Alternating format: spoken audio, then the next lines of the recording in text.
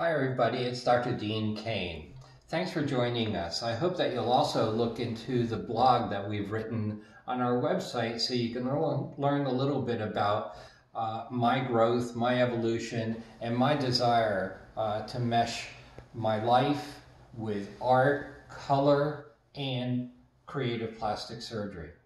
So I remember very, very well playing in the mud puddles down in Florida and watching the tadpoles and looking under microscopes, and then finally desiring to learn photography. I created my own darkroom and won the science project by creating what's called a cloud chamber, where I could actually photograph gamma and beta waves that came off of a small radioactive piece of material.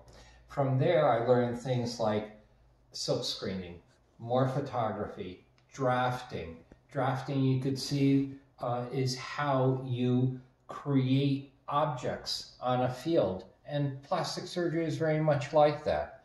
I enjoyed the outdoor life and the activities, and with all of that, continue my exploration and growth into ultimately, which would be three-dimensional photography like you see here, embellished and made with structural integrity so that it could be used as an art form.